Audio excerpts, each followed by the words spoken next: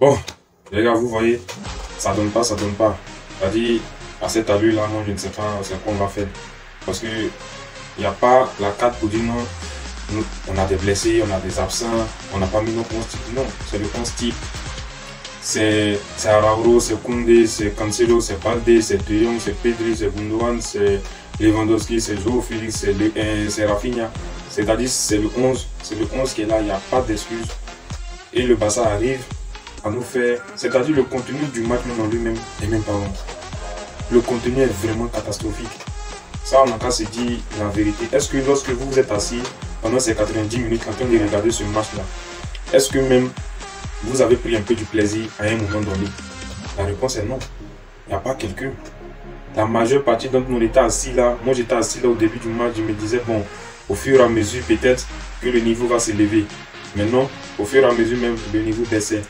C'est-à-dire le Barça encore, son entame de match à 1 minute 20 ou bien 1 minute 30, il faut que Iñaki Peña fasse une parade. Parce que le Barça a concédé une occasion. Donc c'est quand même dommage.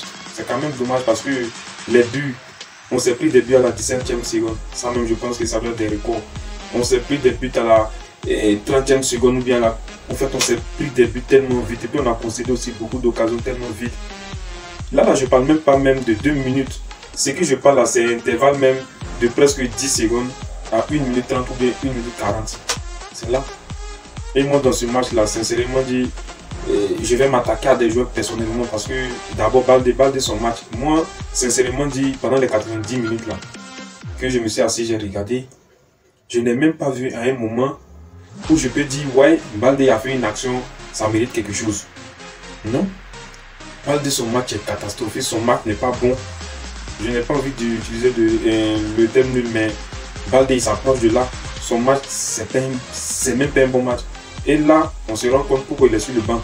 Pourquoi il a perdu sa place de titulaire. Parce que son match là, je me dis quoi? Balde sur les centres, ça va pas. C'est vrai qu'il était face à un défenseur aussi qui va vite, mais quand même, pour être titulaire au Barça, quand même, il faut avoir de la qualité forcément. Donc Balde, son match est catastrophique. Voilà, je ne vais pas trop m'attarder. Et Rafinha aussi. Rafinha, au fait, Rafinha, son match, pour ceux qui ont bien suivi, vont savoir que Rafinha n'a rien fait dans ce match.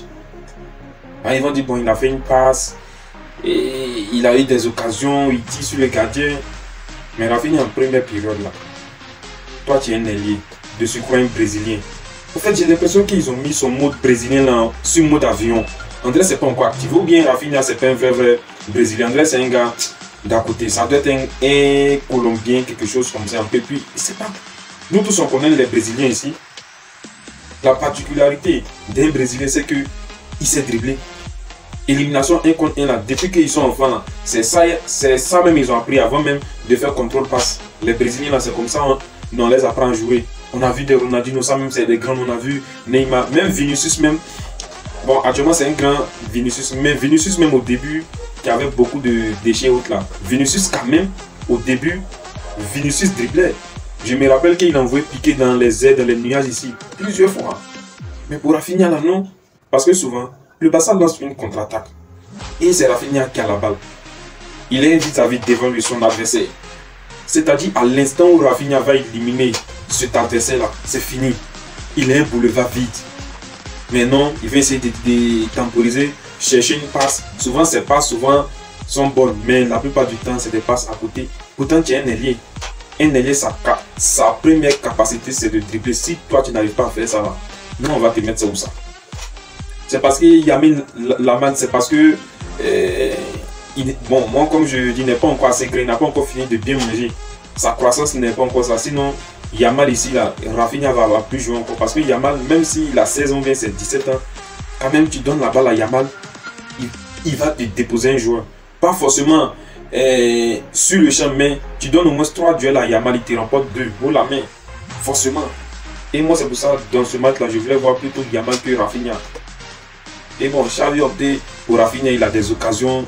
C'est-à-dire, il n'y a pas la finition qu'il y a, tout. Parce que le but où il fait la passe, on a qu'à dire merci à De Jong. C'est De Jong, bon, c'est vrai qu'il a fait un bon appel, mais c'est la passe de Jong qui déclenche tout. Rafinha, dans le jeu, ce n'est pas bon.